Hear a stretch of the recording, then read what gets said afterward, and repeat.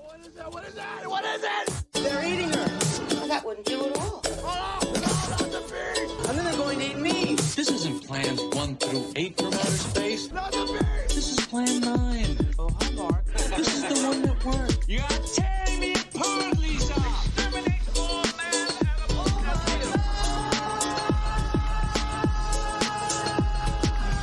I'll have my revenge, and Deathstalker too. I don't think you're pretty anymore. Should I be concerned that you forgot what movie we were going to talk about? We just watched a lot of movies, so I'm hoping I don't mix up any key plot points here. I don't know how you could. It's a giant glass house and Matthew Lillard. I don't know. Me with movies and Benadryl, this is going to be an interesting show. We'll see how it goes. Welcome to Bad Movie Date Night, the podcast in which we take a serious look at bad films and genre films and hopefully give them the credit they deserve. I am Nigel from ajourneyintofilm.com, and with me is my wonderful wife, Kaitlyn. Howdy ho. Oh, boy. And this week we are talking about Thir13en Ghosts, directed by Steve Beck. Say that again. That's how the title's written out. Thir13en Ghosts. How does that even make sense? Well, because, you can just put numbers into words and suddenly they replace the letters. That is And wild. when I look at a 1, I think, oh, that looks just like a T. Yeah, 1 T. Perfect. Yeah. We're talking about 13 Ghosts, the 2001 remake of the William Castle 1960 original. And I'm I excited to compare and contrast these. Yes, we are going to compare these in a minute, but let's talk about how I want to talk about a couple things first. Number 1, I should mention this is directed by Steve Beck, based on the story by Robb White, written by Neal Marshall Stevens and Richard Davidtz, starring Tony Shalhoub, Shannon Elizabeth, Embeth, Davidtz, Matthew Lillard, Rod Digga, and F. Murray Abraham, and J.R. Bourne. He's one of those guys that you just kind of see in things, and you're like, oh, yeah, it's that guy who's in that thing. Let's talk about something else real quick. This, I can't remember how much of this we went over in our episode on the 1999 remake of House on Haunted Hill, but this movie was produced by Dark Castle Entertainment. Now, Dark Castle Entertainment was formed with the specific intention of remaking William Castle movies. Just William Castle movies. Yes. Interesting. And they successfully remade 2 William Castle movies. Wow. Before moving on to their own original titles. Way to stick with your goal. Well, here's the thing. Dark Castle was originally an offshoot from Warner Brothers, and it was formed by Joel Silver, Robert Zemeckis, Gilbert Adler, and fun fact, Robert Downey Jr.'s wife was the vice president for a very long time. The first 2 movies that they directed were financial failures. 13 Ghosts. 13 Ghosts was a financial failure, yes. House on Haunted Hill did not do well financially. So after those 2 did not do well, they said, well, let's make our original stuff. And so they made Ghost Ship, which you and I have watched. And Ghost Ship's one of those movies that's memorable for the opening scene alone, and then you kind of forget what the rest of the movie is. That's very true. Also, Emily Browning is there. That's very true. A couple notable movies that they also did. Gothica, starring Halle Berry. Oh my gosh, how did I forget that? The House of Wax with Paris Hilton. The 2009 movie Orphan, which actually people liked. Suburbicon, that movie we watched, directed by George Clooney. Mm-hmm. The movie Seance, and they're doing a sequel to Orphan. Okay. Those aren't the only movies that they've done. They just those are just the notable ones. Did you like Suburbicon? I can't remember. I did. It was kind of forgettable, though. Yeah. Yeah, I'd agree. For a movie that was written by the Coen brothers and directed by George Clooney, who's actually a decent director, it was Kind of makes me sad. forgettable. But maybe we should rewatch it. I think we should give that one another visit.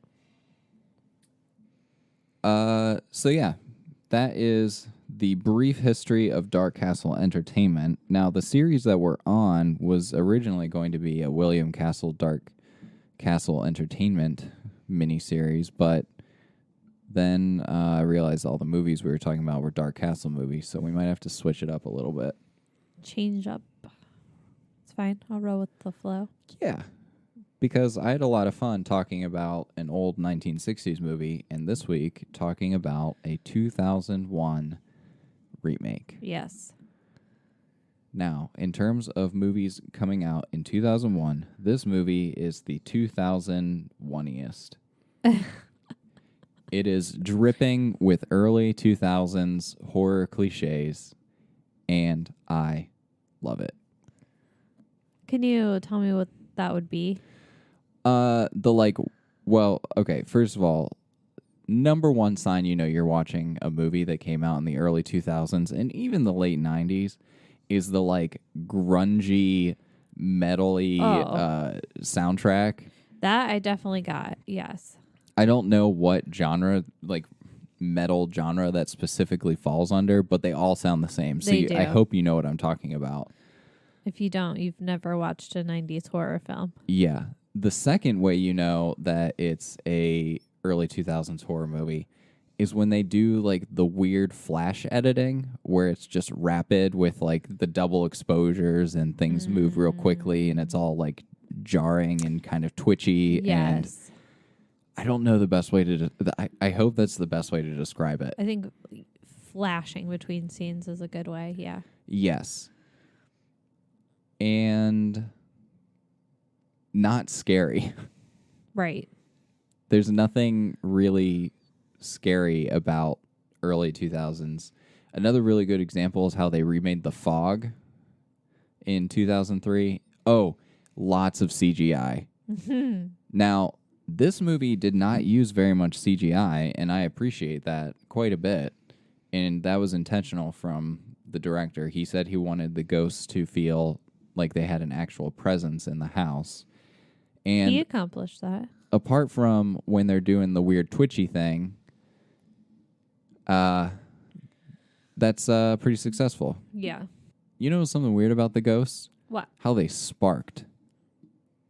Anytime they hit something, sparks would shoot everywhere. No, I thought that was if they just hit the wall. Yeah, which is pretty much the only thing they hit. Yeah, but 90% that makes of the sense to time. me because they couldn't pass through it. So it was like you can't. It's like fire. Yeah, I don't understand why hitting a wall they can't pass through is creates don't know. sparks though. It weirdly made sense to me. I mean, I guess it doesn't not make sense. It's just halfway through the movie, I was like, that's a weird choice that they made. Do you want to talk about what you liked about it? What I liked? Can we start with what I didn't like? I feel like you're going to tell me you didn't like anything about this movie. There's not much that I liked about it. I did think how they incorporated the book from the first film was pretty cool. How in the first film, the William Castle film, the book that was written in Latin, plays a role in the movie. And in this remake, the 2001 film, they just etched the Latin words onto the wall in the glass house. And I thought that was actually pretty cool. Kind of. Okay. Well, I was wrong. Well, the book in the original one was a diary. So it Right. explained all of his stuff, whereas the stuff on the walls in the movie was spells. Yeah, but I thought it still had a neat overlap. Yeah. After watching the original, there are more in common between these two movies than what you would actually think, especially considering that this one is a giant glass demon machine house. Yeah.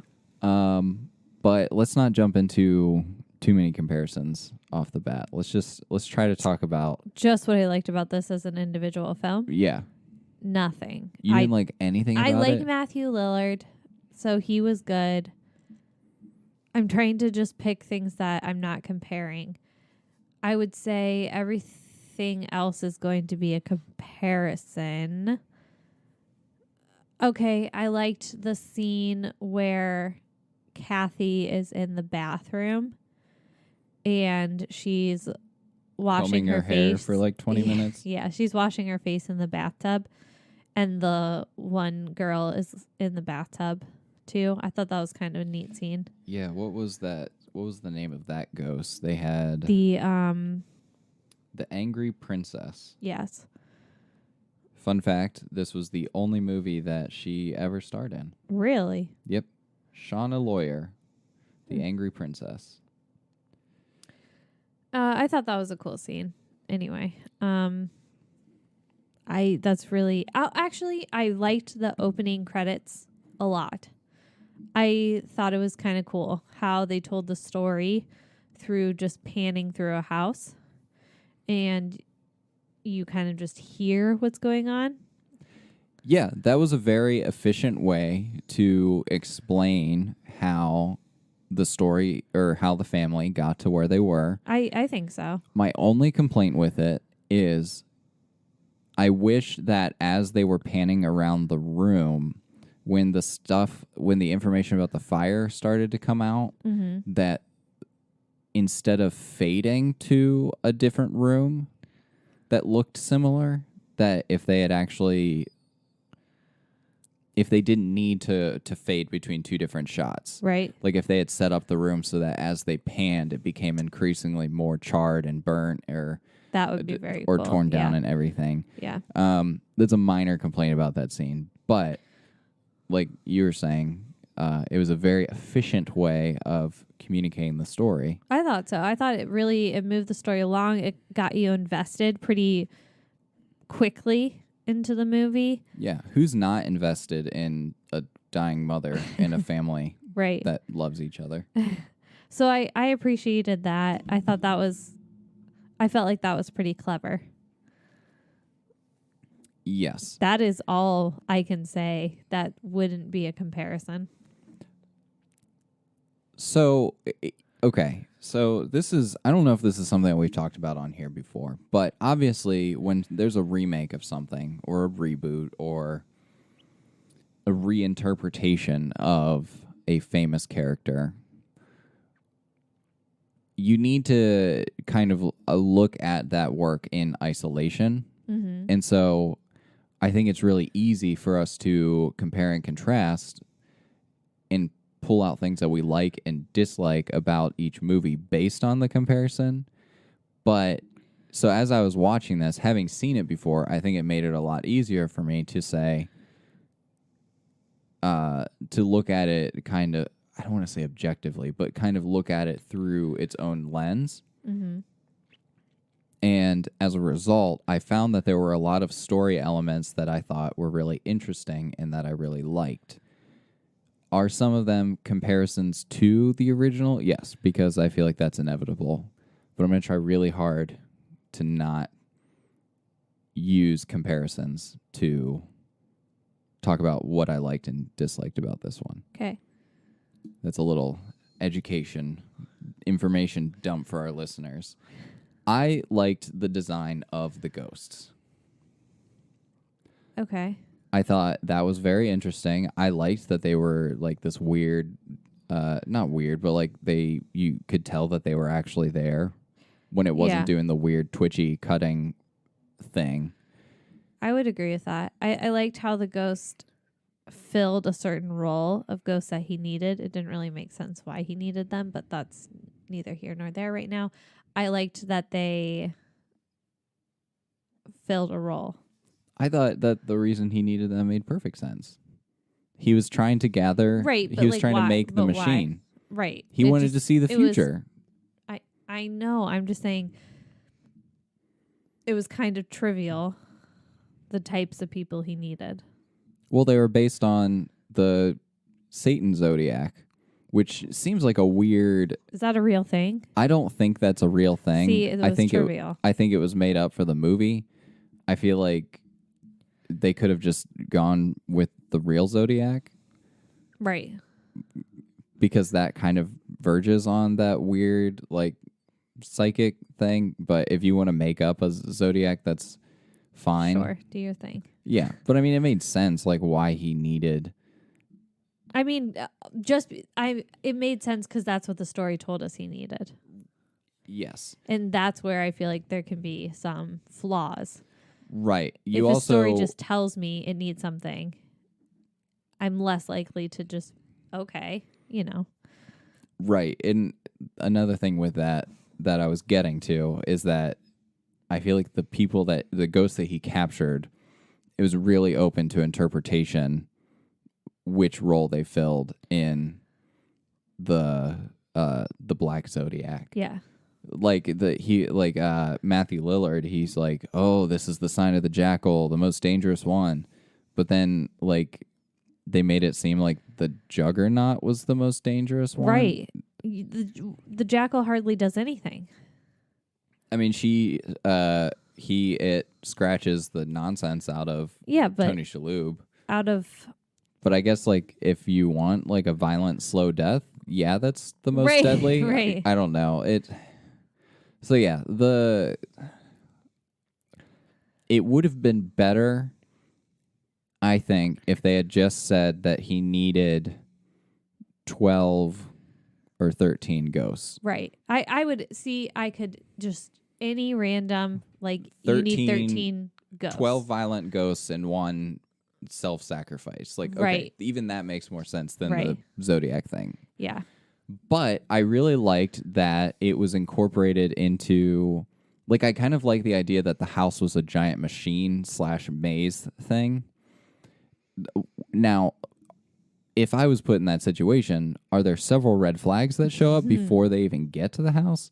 Yes. For example, okay, for audience information, I get a weird joy out of early or late 90s, early 2000s computer operating systems portrayed in movies because clearly at that time we had no idea what was going on with computers. Mm-hmm. First of all, the lawyer has like the most satanic looking wallpaper you could ever have on a computer. It's like there's some kind of like weird star, like geometric shape in the middle. And then there's like these horrifying looking ghosts in each of the corners. How did I miss that? That's the only thing I could stare at during that entire scene. But then on top of that, which was also really weird, anytime... So the lawyer shows up at the family's house, and he's like, "Hey, your late uncle died. He mentioned you in his will. Here's his video will." Starts playing it on his computer, and anytime the uncle stopped talking, the video player window disappeared, which is not how that would actually work on a real computer. The video would just stay there. Right. And so, like, we kept getting these constant flashes of the wallpaper, and I just couldn't stop looking at it. I'm like, that should be a red flag. Right. This lawyer, like, any lawyer who's like, oh, yeah, I listen to Cradle of Filth on the weekends. Like, okay, maybe you should not. Get your own lawyer. I feel like that's what I would do in that situation, is get my own lawyer to just make sure everything was No, look, kosher. I'm not saying that if you're a lawyer, go ahead and listen to what you want. Right. You want to listen to Cradle of Filth?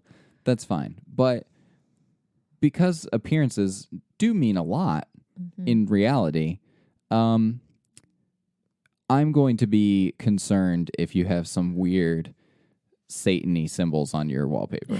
As you should be. So that was something weird that I thought about it. I also didn't really care for the ending of it. No, I didn't either. But we're talking about what we like about it. I also liked the bathroom scene, even though I feel like Shannon Elizabeth's direction was like, just go do stuff in front of the mirror. And so she just like ran her fingers through her already straightened, like pulled up ponytail. Right. And then ran her face through the bathtub. Right. And I don't know why the tub water suddenly turned red. because it's not like she could have seen it. Right. It would have, I mean, I guess if it had been red the whole time, but she just saw clear water, I don't know. Yeah. That would have made more sense. But I still thought it was a good scene, I thought. Yeah. It wasn't perfect, but Yeah. So it's hard for me to talk about other things that I liked about it without comparing it right? to It's hard. the other one. I did not care for the reveal that the uncle was still alive. No, that was silly. And also, it did not make any sense that the like ghost rights activist lady turned out to be working with the uncle the whole time. I'm so glad you brought that up because I didn't understand it when we watched the movie the first time, but then watching it the second time, I was like, I don't understand this more. Why on earth is this lady all of a sudden working with Uncle Cyrus? That didn't make sense. Yeah. It made no sense, and it just made me angry because I was like, I feel like it was just trying to have a twist to it, like the Right. original, but it was stupid. Right. As if the twist that the uncle was still alive, Right. like they could have done more with that Right. than with that she's like with him or whatever. It would have made more sense if she wasn't with him and she was helping the family, and in like you kind of get maybe an idea that her and the dad might end up together. Yeah, or like some kind of bond is forming. Right. But okay, she's introduced at the very beginning of the movie, and then you kind of forget about her until she shows up again. Well, no, because they show her loading up her bag, Right. which like if she was on the side of the uncle, why would she need to bring explosives in the first place? Right. She could have just brought the book with her and said, look, here's the book. Also, the book has instructions on how to stop the machine. That's it. That's the end of that thought. No, I also brought explosives as a failsafe to the failsafe that I'm trying to convince you to kill yourself with the machine. Yeah, it didn't make any sense. No. And then she died, and it was like, oh, okay, I'm glad she was part of this story. Right. And you didn't care about her death, and it was just like, Right. Okay. All she really did was bring the tape thingy to the uncle. Mm-hmm. But he could have just had that the whole time. Right. He built the machine, so clearly he had lots of other stuff. Oh yeah, I guess she brought him the book. Right. But again, he could have just had that. Right. There was no need for her to also have the book. Right. Yeah, And- her character seemed really pointless. Yeah. And then I guess because they threw in that twist, the reveal that the uncle was still alive fell flat. Yeah. So that's what I have to say about that. That was probably my least favorite thing that they included in the movie. Well, I don't know. That's the thing I disliked the most Yeah. out of the entire movie. I agree. I felt like it didn't add anything to the film. If anything, it just made me confused. Yes. I also didn't like that the family didn't find the money at the end of the movie. Like, we just end with a shot I completely of... forgot about that. So, like, I forget who it is. Somebody comes across the lawyer and the money. I think it's the nanny. Yeah. And she's like, oh, I guess they killed you too. Mm-hmm. And then she just kind of moves on with her life. And then we get that shot of her at the end where she's like, That was I'm so out of here. frustrating. I also thought that scene was silly and was supposed to be funny. And it's like, why did you need a funny scene in this movie? I think if anything, you could have made her go back to the lawyer and start collecting all the money and being like, you guys aren't going to believe what I found, Yeah. whatever. If you needed a scene like that, do that instead. Yeah. I did not like the nanny at all. She was clearly meant to be some kind of comedic relief. Mm-hmm. But also I had lots of questions about why they hired her because she seemed useless. Right. Is she I know that it doesn't have to be like the original, but I was comparing it a lot and I was like, who is she even supposed to be in the original? Nobody. what is she adding to this film? Nothing. Why is she in this film? Yeah, the ghost lady and Dennis, Matthew Lillard, and the nanny don't really have a 1-for-1 comparison to the original. No. They're kind of like weird amalgamations of the, like, they have different traits of the housekeeper in the original one, Right. but not perfectly. Mm-mm. Do you have anything else that you want to say about what you liked or disliked only about this one on its own? I hated the design of the house. Wow. I thought it didn't make sense.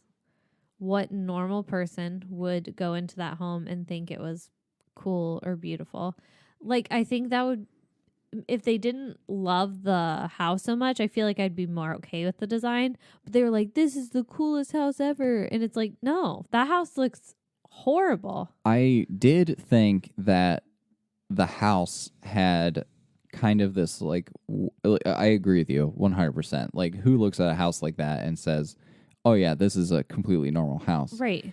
But I did think that it kind of made sense if you're thinking about the design from an early 2000s perspective, and that all they know about the uncle is that he's just some weird rich guy. Right. That seems like the kind of house that some weird rich guy would build. Don't, like, they're supposed to be normal people, so why are they running into it like, this is so cool? It's like, no, be cautious. Maybe because they don't have money and they're more willing to accept the weirdness of it. Maybe. They're just, because like Shannon Elizabeth, she was all about the bathrooms. I know, Like, it was weird. well, no, it makes sense because they were, I thought it made sense because they were used to living in this tiny, cramped apartment. I know, so she gets her own bathroom. Yay, that's exciting. But it's glass. It's a glass bathroom. Yeah, but all of don't know, I the just- windows were that it doesn't that scream block homey style. to me. It doesn't. No, there's nothing comfortable No, about that it, house. It feels sterile and uncomfortable. Like, I don't know why you would be like, this is our new home. Like, wait, hold on. Maybe that's how desperate they were for their own space. Because, like, it's hard to, like, evaluate the house without knowing that it's a giant Satan machine. Right. But just when you initially see the house, also, it's a huge red flag if your house eats the key and you Right. don't know how to close the door behind you. Right. That should be red flag number 2 after the lawyer has his Satan wallpaper. But, like, I guess, like, if you go in there and you're like, oh, this is what rich people are like, this is like some weird eccentric modern design, like, I guess I kind of get it. I think a better design would be Neil Patrick Harris's house in the movie Gone Girl. Yeah, where it's big and glass and open and Right. kind of that, like, pseudo mid-century modern type thing. I feel like that I could get behind. You're excited. You know something shady is going to happen the minute You're see in an this all-glass house. house. Right. Right. At least that's what I think I didn't like about the movie either, is that it moved so quickly. It didn't, like, even give us a moment to be like, oh, is something spooky going to happen? It's just like, oh, something spooky happens, you know? Right. Supposedly, the script originally had the story happening over multiple days, which is would like make, the original right, one. and I think would make more sense. Also, I think as an audience viewer, if you put the audience into an uncommon set piece, we're going to know something is off. So You're also going to know something's off based on the title of the movie, Okay, 13 Ghosts. yes, but still, it's mentally, from a psychological standpoint, if you're in an unfamiliar location, from a psychological standpoint, Right. your red flag triggers are already going off. Right. There's something psychological that happens to your brain when it sees familiar places. It gives you a sense of calm, versus if you're in a new place, that heightens your alert responding. I mean, that makes sense. So I would just say, make this house be more familiar. Mm-hmm. And that would, I think, make the ghost stand out more. Kind of tying to that, though, I do think it's interesting that clearly Uncle Cyrus from the beginning knew, like, had this family in mind for his goals. And I don't think it's unreasonable to think that maybe he set the house fire Right. to, like, kill the wife. I do think it's interesting, going off of your idea of things being familiar, that he seemingly, this might be giving this movie way too much thought, made, I'm going to use air quotes here, familiar environments for each of the people. So, like, the dad was, like, really into the library. Right. Which kind of, like, lowered his guard on the fact that the house was made of glass. Mm-hmm. The daughter liked the bathrooms, which, I mean, I guess anyone would like that. But also, it seemed like he specifically designed bedrooms for each of them. Right. Because the kid went into the one and there were all the toys in there on the shelves, and he was, like, super into that. Mm-hmm. But also, that was a weird kid from the beginning. And Right. so he probably would have been. So that's what I think. But what did that house do for us as the audience? Nothing. I mean, you see that house as an audience, and you're like, oh, you're an idiot for going in there. Exactly. So I think this movie could have been better had it given us more of a familiar location, and I think it could have made the ghost even creepier, because now we're in a comfortable, familiar home, and all of a sudden these things are invading. Mm-hmm. Whereas, like, you go into a house that looks like that, you're already heightened, and there's ghosts. Yeah, this all makes sense. Yeah.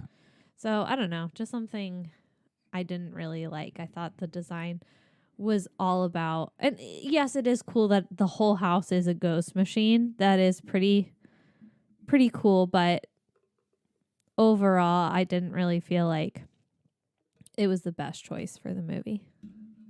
No, and that's another thing that's just kind of, in my opinion, reflective of early 2000s. It's like more form over function, or function over form, I guess. Yeah. Or I hope that makes sense. I Like, they understand cared what you're more saying. about what it did It's than what it looked appearance like. over functionality.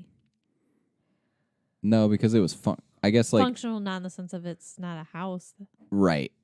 So it was functional, but not a Right. house functional, but like Right. it could have been a house. Right. For, like, I imagine that house would be like for some, like, rich guy that just had naked women walking around all the time. Right.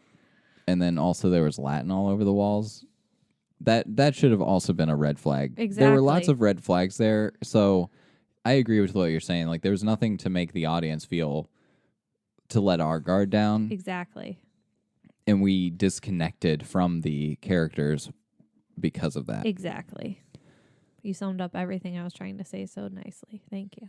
Yeah, I just wanted to make sure that everyone's on the same page Yeah. before we move on to comparing and contrasting. Well, one more thing I didn't like about the movie Okay. was the opening scene with them in the car lot. Okay. I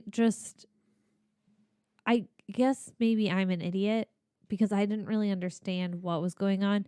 I know Cyrus was trying to capture a ghost, Yeah, ghost number 12. and I guess, like, he faked his own death so that they could move in there. Okay, I get all that.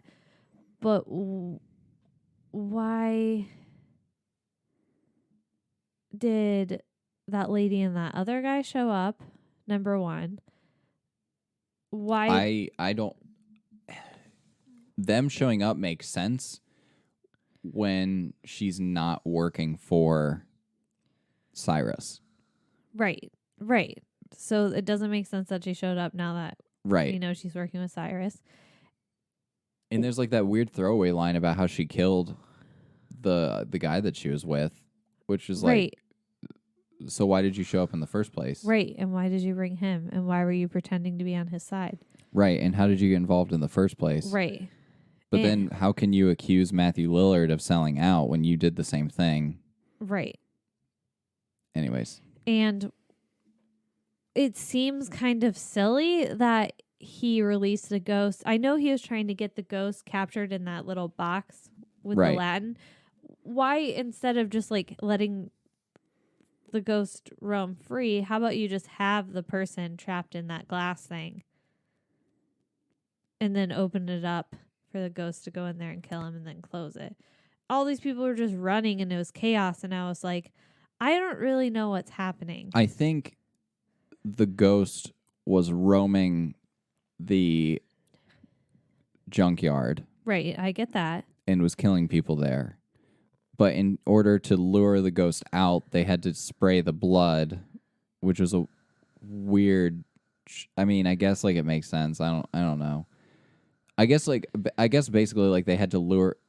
They needed to find a guaranteed way to lure the ghost to the box, rather than just putting someone in the box and waiting until he got there. But then there was like the tape that was supposed to summon the ghost. Right. There was too many things going on. I was like, why do we need all this stuff for this ghost?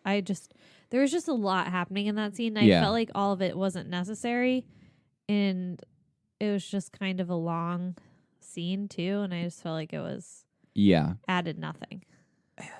It sets up the relationship between Matthew Lillard and Cyrus, which I guess we should call Matthew Lillard by his character name. It sets up the scene between Dennis and Cyrus, and it's like that what their relationship is like, and you kind of understand who Dennis is before he shows up at the house. So I guess like it's important to kind of know that information instead of showing it in flashbacks later. But I feel like this movie had too many characters for such a short film.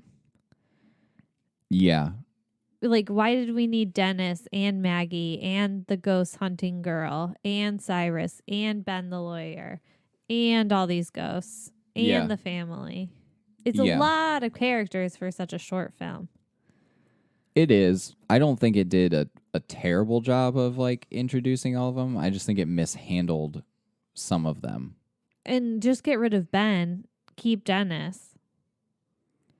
Yeah, I guess like he could have pretended to be the lawyer. Right. Or even But if then, you just have Ben come give them the house and then like Ben leaves. Right. But how would the machine get turned on without the lawyer? You could have the explorer ghost girl do it. Because then it would make sense that she was part of the bad guy. Right. Yeah, or Cyrus do it because he was in the house the whole time. Right. Yeah, there's a lot of people that could have done that. I guess they just wanted the lawyer to be like a homage to the lawyer in the original. They did, but I don't think that they did it well. Yeah. Yeah. Do you want to compare and contrast now? Oh, I'm so ready for that. All right. So here is something that I liked more about this one versus the original. We got to know more specifically what Cyrus was doing, what the uncle, because he has a different name in the original, what the uncle was doing with the ghosts and like what his experiments were. Yeah. And like he has the movie, despite all the silliness of the plan, sets out he has a very clear plan. He needs ghosts for a future telling machine run by Satan, and it's in this giant house. Yeah. Can we talk about the uncle real quick? His name. So his name is Plato in the first one or something like that. Yep. And the main character in William Castle's film is Cyrus. Correct. So are we supposed to assume that this is Cyrus grown up? Because that's a fun little... That That, dad like, suddenly turned evil and like Yeah. started. I mean, it's not unreasonable except for they don't share the last name. Right. But I just thought that was Yeah. like, what if? That would be kind of cool. I kind of liked that they updated the names. Yeah. So that you don't have like Plato and you're Right. not using Zorba, which sounds like some kind of weird gypsy fortune teller. Right. But Kritikos does not sound much better. No. But And no, Medea, I'm glad that they changed that. But I do think that the uncle's plan was more expanded upon in this Yeah. one, and I appreciated that. I also really liked that the ghost had something to do in this one rather than just being a glasses gimmick. Right. And I liked that they incorporated the glasses into I liked the story that of this too. one. I did, and the glasses I felt like made more sense in this one. Right. Now, So I that thought being was said, good. I liked that the original was a little bit simpler in that it was about a lawyer trying to swindle this family out of the money that they just earned. Right. And, oh, you know what else I really liked? I like that we got an explanation for why the family was in the situation they were in. Yeah. Because Yeah. in the first one, you're like, oh, they're losing all their furniture. I don't The know. dad was though. into some shady stuff. That got me interested. Yeah, but like, there's a difference between being interested in something Right. with and without payoff. Right. And But I really want a prequel now. What It's- was that dad doing? it's not like the dad suddenly came back with like these weird skills that like maybe he learned in prison or something. It's just like he like owed money to the wrong. Like it's not even like he said he owed money to the wrong people. Right. Like there could have been a weird mob thing, but they didn't even do that. What else? Okay, so what did you like about the original one besides the lawyer thing and the money? I liked everything about the original. Right, in comparison to this one, though. Like, what didn't you like about this one because of the original? I didn't like that the lawyer guy was like shady like he was in the first one, but then not really because everyone else was also shady Except for the family. Right. So it kind of like took some of that oomph away from him being shady. Yeah. Here's the thing that I'm conflicted about. Because apart from the, like, ghost advocacy girl, I really liked that the 2001 13 Ghosts seemed to do more in all of the areas that the original one didn't, that made me not like the original one so much, or like not be as enjoyed by it, I should say. Whereas the original one is like a fun haunted house story with a person trying to steal money. This one was more about the ghosts and the experiments and the relationship between the family and the uncle, which I thought was lacking in the original one. I can understand what you're saying. I personally, though, I think I just have a bias for older films. You do. You definitely have a bias for older films. So it's really hard for me to like say anything negative about the William Castle movie. I understand what you're saying, but I felt like still the 2001 13 Ghosts didn't do that great of a job with it because it... I've never seen you think this hard before. Oh, boy. Because it had too much going on. Right. If we had gotten rid of the multiple twists, Yeah. like I think that would have helped. That would have helped a lot, because I think it would have helped to focus the narrative on the uncle and his plan Exactly. and everything. And then you could just have, Dennis be his lackey who's trying to destroy the machine. Yes. Because Dennis could show up at the house, say, oh, crap, you actually built the Arcanum. Mm-hmm. Or is that the name of the book? That's the name of the book. You actually built the machine from the book. I have to destroy it. Yeah. Or he could have just been psychic because of when he touches Cyrus at the beginning and kind of sees flashes to what he's planning to do. Yeah. So really just take out, what's her face? Kalita. And Megan. You're talking about the nanny? Yeah. What's her name? Maggie. Maggie. Honestly, it's not like she added anything, but I don't think she took anything away from the story. Like, I she thought can stay. she delivered too much comedic relief that wasn't needed. Right. this movie wasn't scary. You didn't need a comedic relief. That's very true. But I guess they felt like they needed it. So like, But they didn't. if I only had to get rid of one Right, part of the yeah, story, it would be I would what's her agree. face. She was definitely like number one, not needed. Right. But I really feel like they could have done without Maggie too. Right. The original one, the original one's, it's weird because like the ghosts weren't really part of the story but they kind of were when the lawyer dressed up as the ghost to scare Medea. Mm-hmm. And you didn't really get any of that in this one. I felt like the ghosts weren't necessarily evil in the original.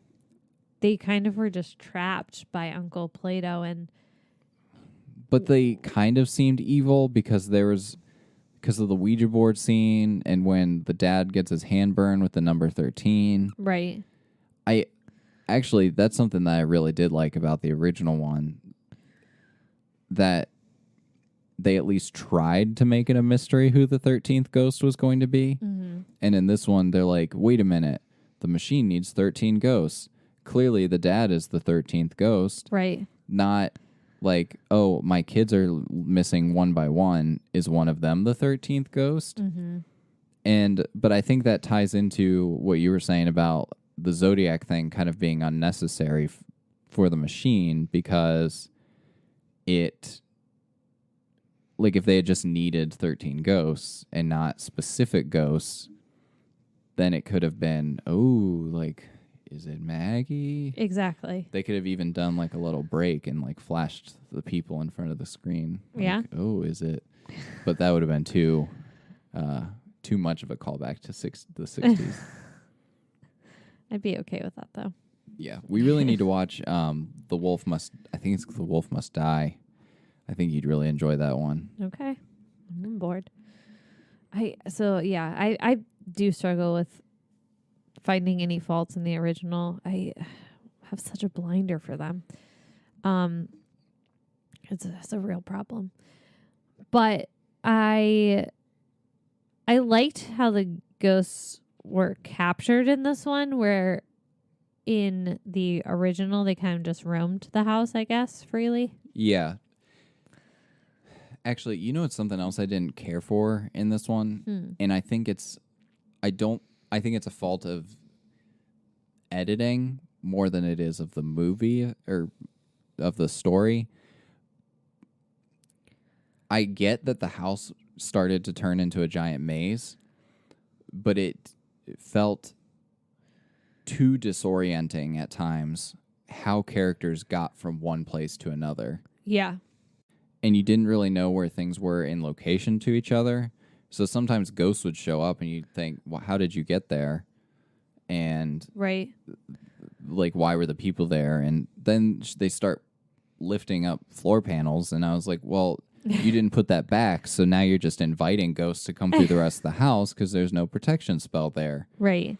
So I did not care for that. No, the house was very disorienting, which To a fault. to a fault, because sometimes that can be very beneficial in a movie. Right. This one just added to the confusion of there is just too much. And there were lots of shots of like long hallways with nothing happening, which I get that they're kind of establishing shots, but we've established that the house is a maze, so you don't have to do anything. Right. Right. But yes, I think that goes back to how the remake had more detail to Cyrus's plan or the uncle's plan. Seeing how the ghosts were captured, I thought that was neat. Right. And it goes beyond if you can see a ghost, you can capture it. Right. Right. Because, okay, great, I see that ghost. Right. Can I have it? Yeah, like I kind of like that this one was like a Pokemon situation where Right. like there's an actual device that you put the ghost in, whereas in the original it's like I really want to know like what was Right. Cyrus doing, but Yeah. it was it's not like that was such an important part of the story that when it ended, I was like, oh, like I'm still interested and I can form my own theories about how and why. It was just, oh, okay, that's not important because the lawyer's trying to kill the family to steal money from them. Right. I think that if you could somehow combine these two movies, take less from the 2001 and add a little bit to the William Castle movie, you might have a fully cohesive story. Yes, I agree. A couple fun facts for you. This movie, they originally talked about releasing it in 3D. They also That talked would've been about doing cool. that with House on Haunted Hill. And they also talked about doing similar to the original where you could see the ghosts sometimes with a viewer and not, but then they decided to scrap that. I think that would have been really cool. I think part of the reason I really liked the original so much was because it was an experience. This was just a movie.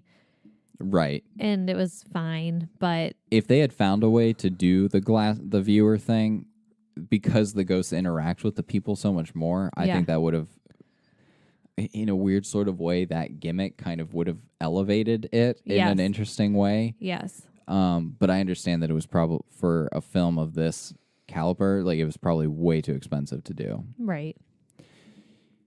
Dare I ask you, were you able to pull any dating information from this movie? Well, the only people I could really pull from was Uncle Cyrus and the adventurer girl. I'm going to guess what you're going to say. Okay. If your significant other builds a Satan machine, you should run. Yes. That is accurate. Run. I feel like we've had that before, though, but it was, what did we say before? Like, don't date magicians. Right. See? It all comes back. Don't date magicians. Oh, Just boy. don't do it. Stay away from them. Yeah. Bad news. They are bad news. Yeah. Anyone who wants to exploit the devil for power, probably not someone you want to associate with. Right. And, don't sacrifice a family for your lover. Right. Right. Was she the one that said something about getting kids involved and she was mad at him for that? Yeah. She was mad about the kids thing, but she was okay with killing the kids' dad. And okay with killing the wife? Or Yeah. capturing the wife of the family? Yeah. But she's like, don't mess with the kids. She She has some morals. She is such a nothing character. Like, it is, she could honestly not be less of a character than she is in this movie. Yeah. Other than not existing. Which would have been better. Like, I'm trying to imagine scenes without her now. And honestly, I feel like you could go back through this movie, erase her, and it would still mostly make sense. Yeah. Except for when they're talking to, like, the air, and they're like, how Right. did you get here? Right. But, I mean, maybe it's a ghost. Who Right. knows? So, Spooky. do you have any other last-minute thoughts? I feel like this movie probably gets enough credit. It's probably fine if you don't watch it. I would say watch the original before watching this movie. I would say if you need background noise, you could put it on. Other than that, it's not really worth your time. I'm going to say something different than you. I think this movie should get a little bit more support than it does. Is it a product of its time? Absolutely. Was it bad for its time? I don't think it's as bad as people said. Was it scary? No, but horror movies don't necessarily have to be scary. I don't know why we have this obsession, or like why critics have this obsession that a horror movie equals scary. There are plenty of horror movies that aren't scary, Right. that deal with horror content. Mm-hmm. I think it's... I know I'm probably going to get you're going to hate me for this and people are going to hate me, but I do think it's a minor improvement over the original one just because it expands on the shortcomings that bothered me about the first one. Strongly disagree with you. I'm only saying slightly. I'm kind of torn on which one I like more. I think I lean towards this one because I do have a bias towards those early 2000s movies and how campy they are. But I hesitate to say that because I'm not certain.